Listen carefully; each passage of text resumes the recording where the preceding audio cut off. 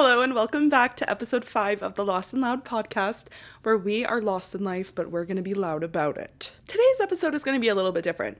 It's still going to be very much me just talking about how I'm feeling about a certain topic that I want to discuss and asking you guys for your thoughts, giving my personal experiences and stories, except it's a little more structured this time. Almost like a video essay. Who am I?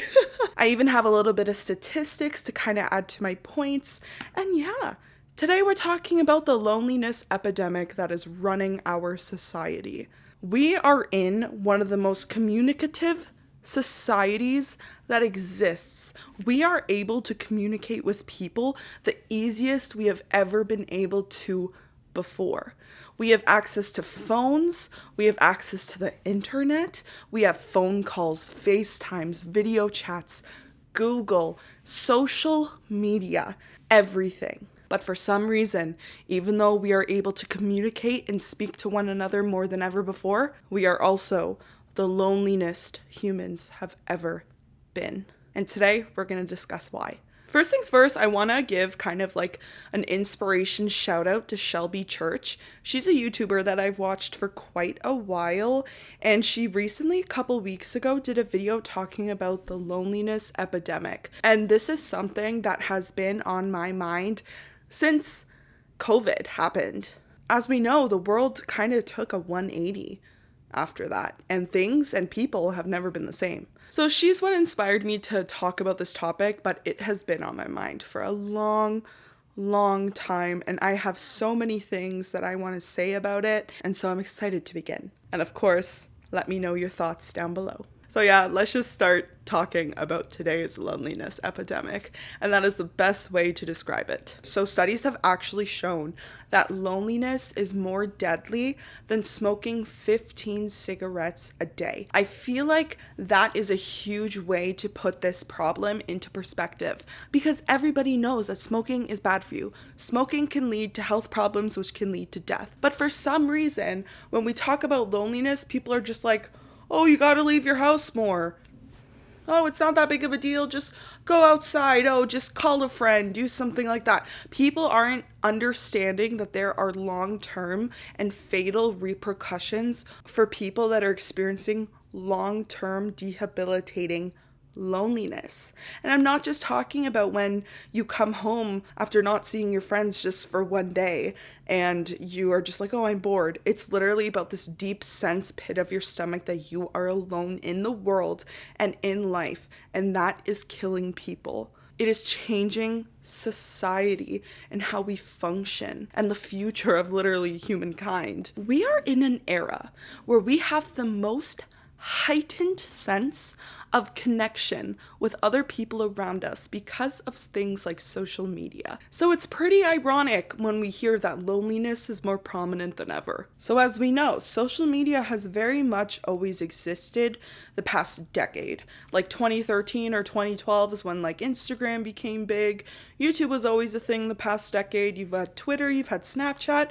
All these major social media platforms that have taken the world by storm today that we know as the big couple ones have popped up majorly in the past 10 years and exploded the past 4. Again, I'm going to say TikTok, YouTube, Twitter, Instagram, and Snapchat. Sorry, X. I'll never forget the way I felt when I first signed up for Instagram. It was a platform where you felt like you could connect with the people around you. Same with Facebook back in like 2010. It was truly simply about social media being social. There was no other secret hidden things that were being done. There were no ads targeting you. There was no comparing yourselves with other people. It was truly just, I'm going to follow my friends. I'm going to post funny pictures of myself. I'm going to share memories. And it was truly about using it to be social. But things have definitely negatively took a turn since that time. Now we know social media as a business. It didn't start off that way. It started as a social platform connecting humans to one another.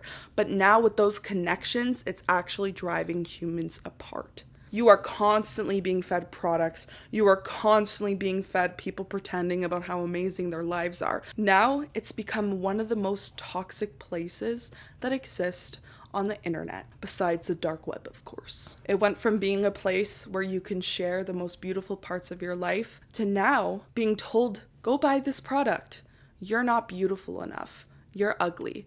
Go unalive yourself. Ew, she's a pick-me.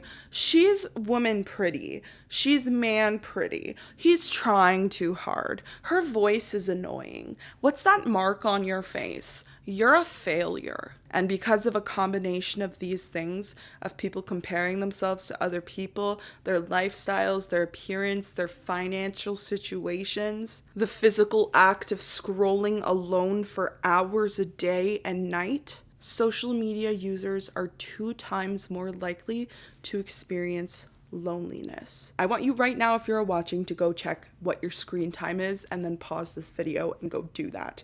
I'm gonna look up mine right now. So mine is actually 4 hours and 37 minutes average. My situation is a little bit different because sometimes I use my phone for work, but if you are not someone that uses their phone to like work from home and stuff, go check what your social media apps are every day. Okay, so my daily average for TikTok is 54 minutes. My daily average for Netflix is 48 minutes. My daily average for YouTube is about 25 minutes. And then you have things like Messenger, but Instagram is like 10 minutes. And I don't even use Snapchat. Twitter is 4 minutes, okay? I do, however, use YouTube a lot more on my computer, and I do use Twitter on my computer. So that's not a fair thing, but I never really mindlessly scroll on YouTube and Twitter. It's more so when I'm eating or if I'm trying to do research for YouTube videos. So that's what I mean when I say my situation is a little bit different. Now, personally, I'm very good at reducing my screen time for scrolling, unless it's something that I can do where it's educational or where I give myself pretty much an hour a day of non-stop like brain rot. So like before bed, watch an episode of Netflix, and when I'm eating, I can watch TikTok or YouTube for fun. That's not work, right? And so that's where you see those numbers. Now I want you to look at yours. The average person actually spends almost 7 to 8 hours on their phone a day. And these are people that don't really work from their phone.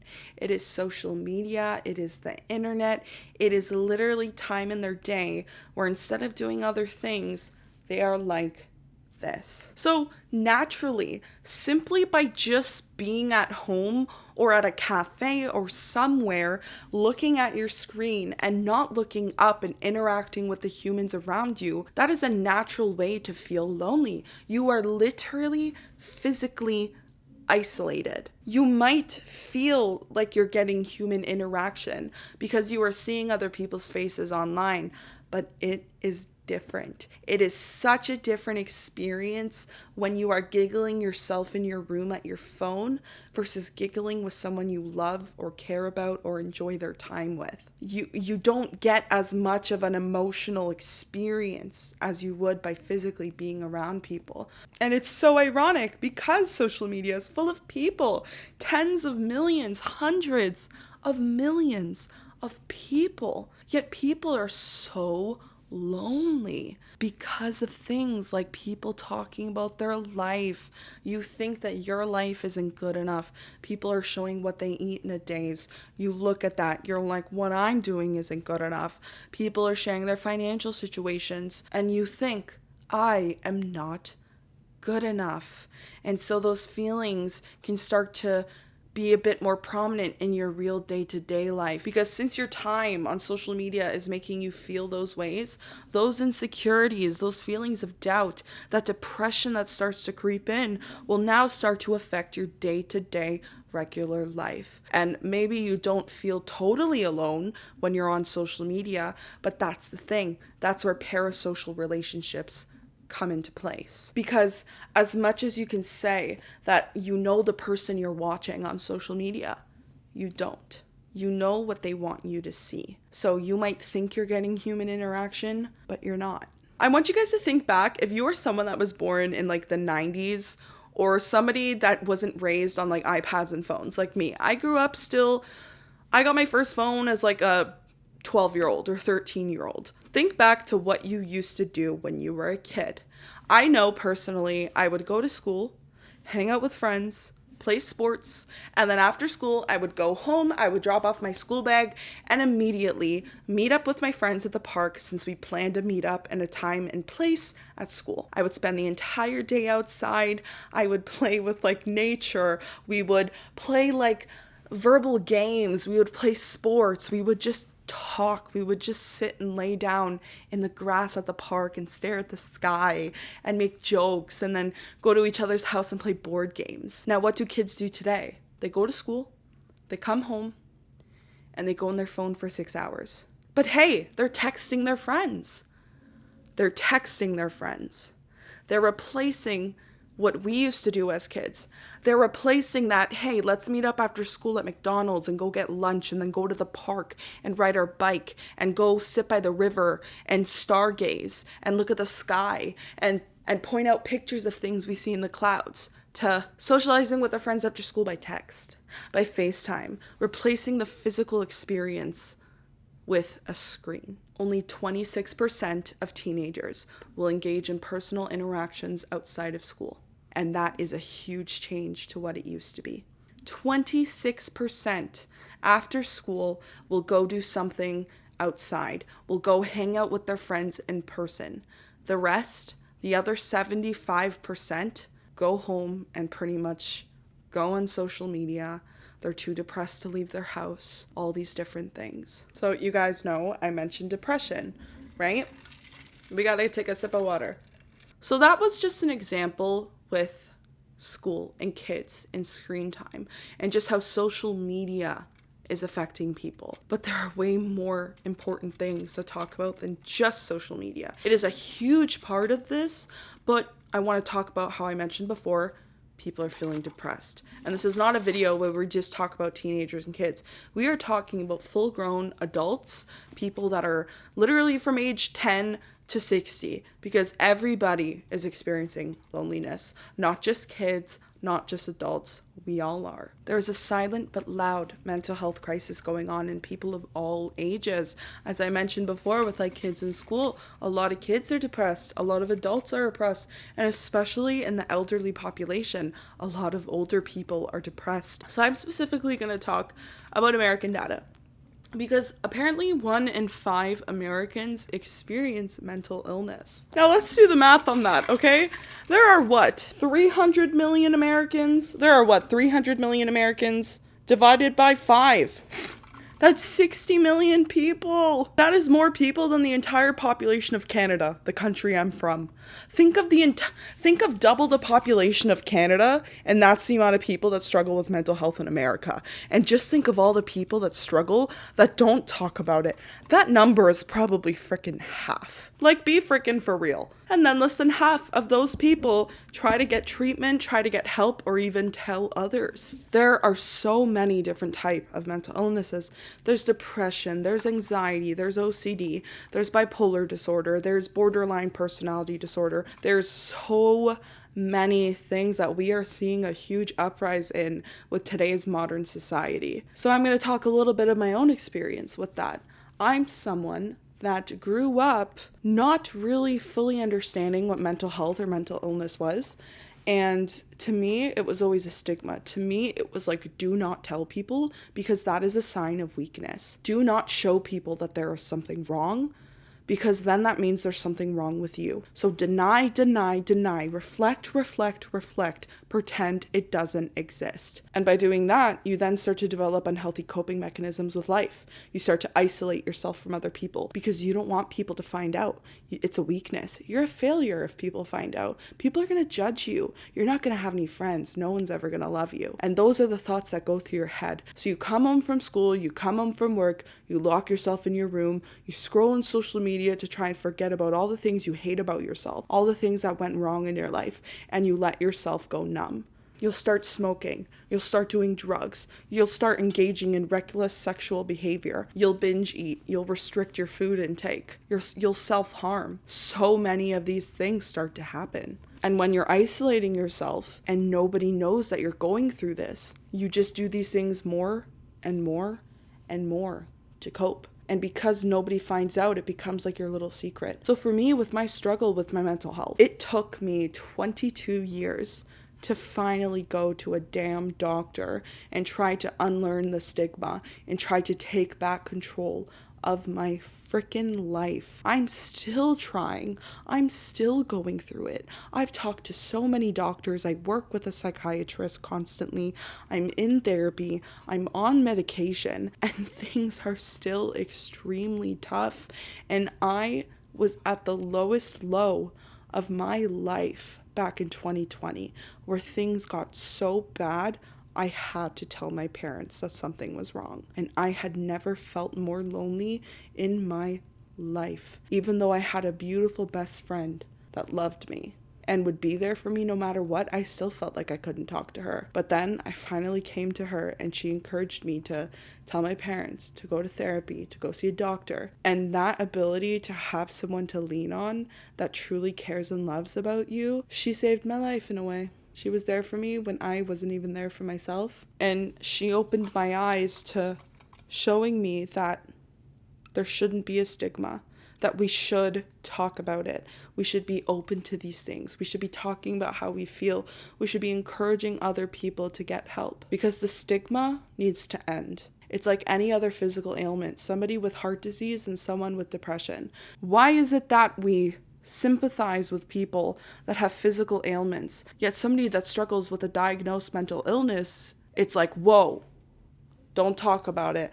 This is a little uncomfortable. You're just overreacting. Do we tell people with heart disease that they're overreacting? Do we shame people for taking heart pills when they have high blood pressure? Why do we shame someone that takes an antidepressant when it's the only thing that helps them want to live? Should we glorify heart disease? No, we should try and be healthy. Should we glorify mental health? No, we should try and practice healthy coping strategies. But people need support. So isolating yourself all day, having the influence of social media, physically being alone, all these things are impacting loneliness that people are feeling, undiagnosed mental health, feeling like people can't express how they feel without being judged. These are all crucial things that are highly impacting people's sense of self and those feelings of loneliness. So now I want you guys to think of your grandma or grandpa or any one of your grandparents, especially if they're over the age of 60. Because people that are over the age of 60, specifically elderly people, of course, they are way more likely to experience loneliness. And when you think about it, it really makes sense. Your kids have moved out of your house and they have their own families. You're more likely to experience health problems when you're old. Think of how many people are in old age homes that just sit alone without any people that love them. And actually 22% of adults over 60 suffer from mental or neurological disorders. And having that struggle a lot of the time means these people have to go to, let's say, an old age home or assisted living facility where they have nurses help them every day, feed them, bathe them. And so they physically aren't around the people they love anymore. Not everybody can take on that kind of job. Sometimes you need to leave it to the professionals. So then these people are just alone with strangers and they can't see their family or loved ones. And that definitely contributes to loneliness in the older population. Think of the times where you see those people that literally ship their parents off to like a home just waiting for them to die so they get their money and they never visit. Like, it's like crazy how in North America, like, old people are treated really poorly. In other cultures, you see elders being respected to the day they die. In other cultures, literally, you can't begin eating until the elders eat. It's like, but here, it's a lot of elderly people are not treated as wise, whom we should learn from. Instead, they're treated like bottom of society. And they say you can tell how good a society is by how they treat the lowest people.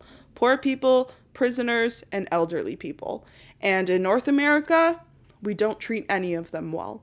And it's very sad. And it's very messed up. If you started thinking that you had heart disease, would you just never go to the doctor? Would you just think, maybe it'll go away one day. Maybe I'm just overreacting. So I want you to take your mental health into your own hands. I want you to go to the doctor.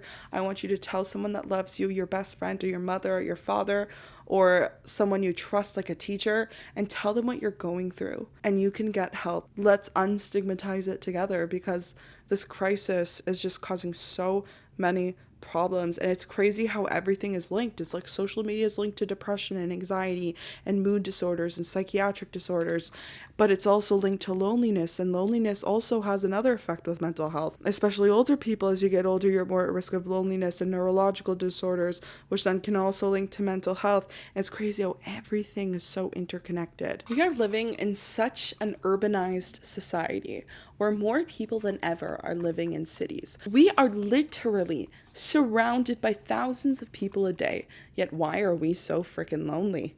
Like, you walk down a street in Toronto and you'll see 200 people in 1 minute. You'll see more. You'll see hundreds crossing the street in 5 minutes. All the people on the streetcars, on the buses, on the side being buskers, performing music, singing, drums, all these different things. But it's so ironic that we are literally surrounded by so many people physically, so many people virtually on our phones with social media, but why are we lonely? And that answer relates to mental health, like we talked about. The University of Chicago actually discovered that city living can increase anxiety and mood disorders by 39%. That blows my mind.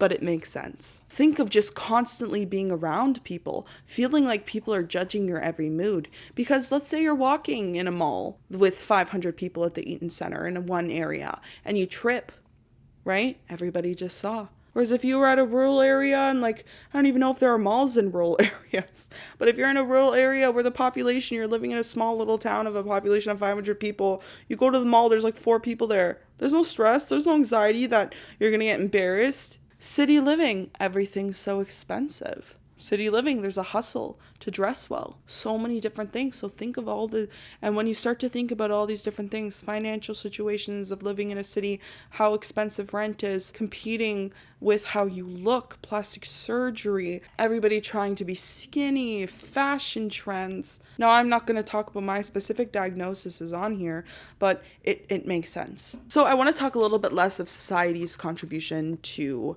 the loneliness epidemic. Let's talk about more so the cultural side.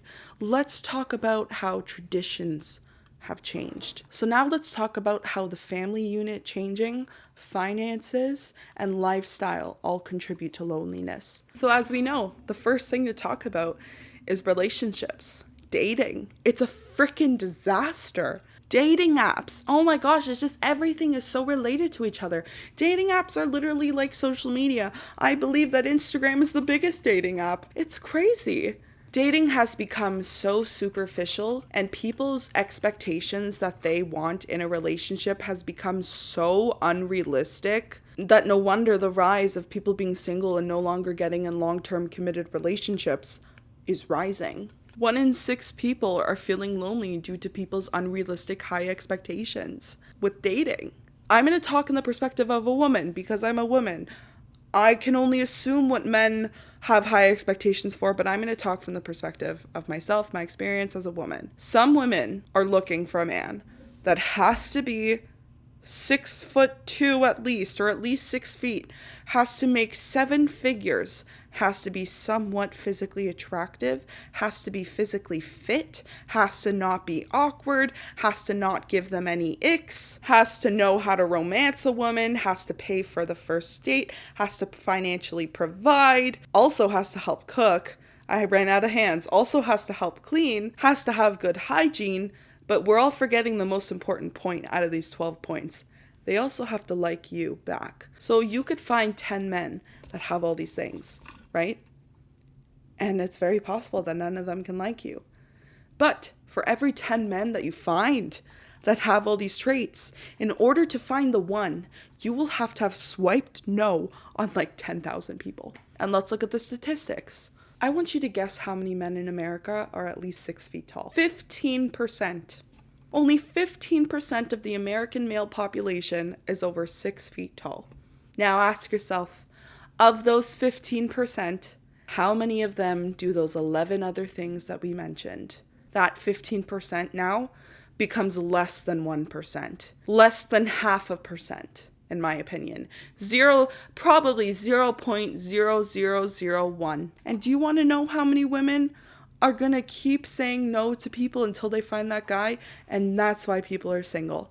And I'm a woman, so I understand We all want to find the perfect man. But perfection doesn't exist. Guys, for fun, I just researched what percentage of men are over 6 feet tall and make six figures. Not even all the other 10 things I mentioned. And only approximately 1.9% of men will be over 6 feet and make six figures. Now, of those 1.9% of men, do they cook? Do they clean? Are they physically fit? Do they have hair? Do they not give you an ick? Do they provide? Are they loyal? And then that number probably shrinks to 0.00001%. And then you have to ask the question, will they like you back? And that cuts it in half. Yes or no? You can just keep swiping until you find the 10 out of 10. Why would I settle for a 7 out of 10 when I can get a 9? Relationships are insane nowadays. Like, people just think that there are so many more attractive people than actually exist. It's like, you go on social media and it is full of beautiful men, beautiful women, beautiful people. And so you're like, oh my God, these guys do exist. These types of guys do exist. So you go on dating apps and you're like, where's the guy that looks like Vinny Hacker? Where's the guy that looks like Noah Beck? Where's the guy that looks like Zac Efron? You're so consumed by these attractive people, these attractive celebrities, that you're forgetting that real people, most people, 90% of the population, do not look like that, do not make millions of dollars, aren't physically fit. It's like a delusion. It's just... people aren't accepting what the reality of life is. And the reality of life is that most people are average, but nobody wants average. And so people are just physically not dating. Or the rise of situationships, where people are just kind of using each other, where people are just manipulating each other emotionally and physically, and people are just like getting all this like abuse and trauma from it, and like people are not being able to trust anyone anymore, and nobody wants to date. Nobody can have long-term committed relationships because people get an ick so fast, or people are just so quick to want to replace the person because they think they can find someone better. And so people are just physically single more because nobody wants to date each other, because everybody wants someone that's perfect, a 10 out of 10 that has all these different things. Nobody wants a 7. Nobody wants the average person anymore. And so what is the result of this? People not dating, people not getting married anymore, is people aren't having kids. The family unit has changed. The average household was at least 2 parents with a kid. Okay? That's what I'm assuming. And so nowadays, it's 2.5. That doesn't even count a kid. So people are just not having kids. No family to have anymore. So nothing is as fulfilling as having a whole room of people that you love and love you. So why is the family unit changing? Why aren't people having kids? Finances, the economic strain of living in today's society. Guys, inflation was 7%. Why did groceries rise by 30%?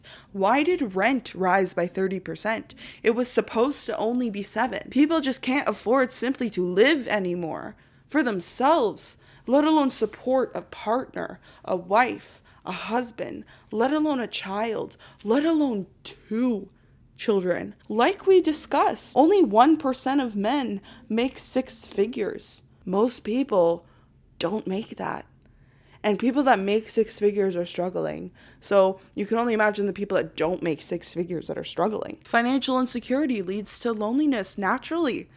If you physically don't have enough money to do anything fun, anything to leave your house, to go to a movie theater with your friends, to go to a restaurant, to go get brunch, to go to a skating rink, buy skates and go skating. Like, you physically cannot leave your house because you just simply can't afford to. You're naturally isolated. And as a human, being in isolation is detrimental to your mental psyche. Think of all the movies. Think of all the people think of that girl that was, there was like a kid in Ukraine or something that was literally in a orphanage, and they were pretty much just tied in a dark room all day and fed like oatmeal until they were adopted. And as a result, that kid is nonverbal, they're blind, they can't, they're like partially deaf because of the neglect.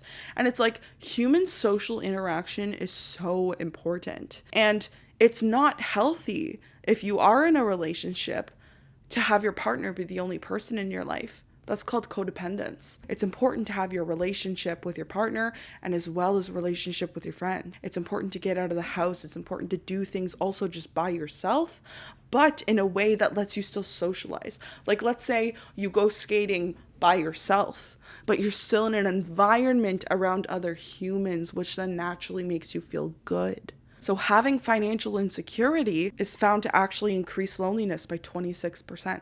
And the perfect way to segment into this is the modern day work environment. Think of the rise of influencers. Think of the rise of remote jobs, of work from home jobs since COVID.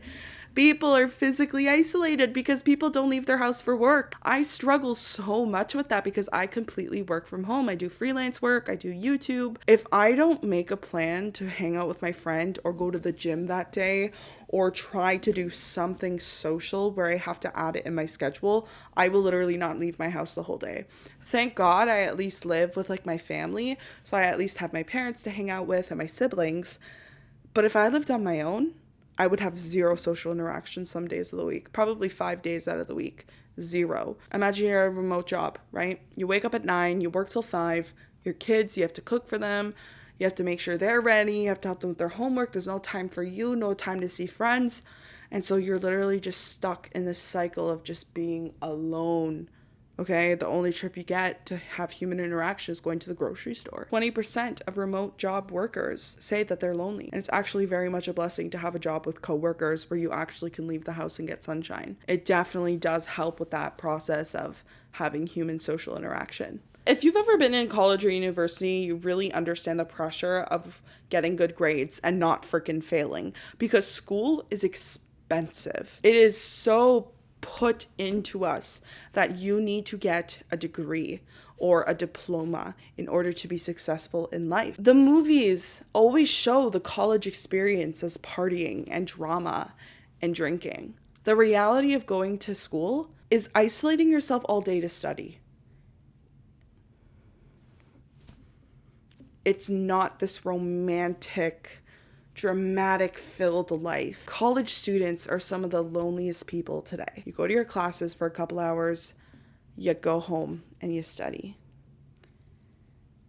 And then you write an exam and then you study again. You're less likely to have social interactions because you're so focused to not fail, to get good grades, because you're so worried about your future, you're so worried about your future job, that then you start to neglect friendships, you start to not want to go out, you start to get stressed actually when those things happen because you're so hyper focused on not failing, on the pressure that other people have put into you about going to school. 64% of college students report feeling lonely. And the final thing I want to talk about is simply there is a lack of social places to go to today.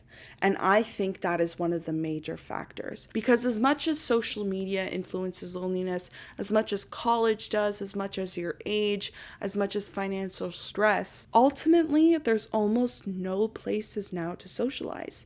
A big part of that is like, there used to be, people always used to have places to go, places to dance, not clubs, but like actual places to dance, to polka, to salsa, all these different types of dancings, Cafes used to be places where you could just talk to people with a coffee. Not now, cafes are full of people on laptops for 4 hours. No talking, quiet. Everybody's looking at their phone. The subway, everybody's looking at the phone. Nobody goes to parks anymore. Libraries are closing down. Movie theaters are empty. Malls are ghost towns. Bowling alleys nobody uses. All these different places that used to be third places are leaving. There's almost no place now to socialize even if you want to.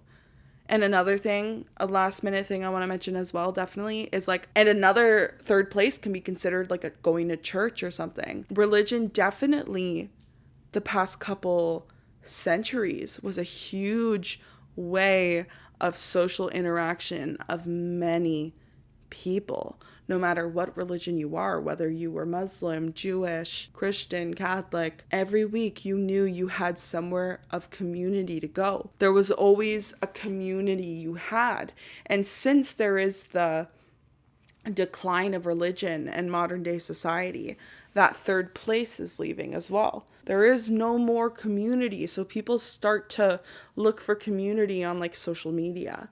and things. And that's a whole other topic. There's no more physical communities anymore, it seems like.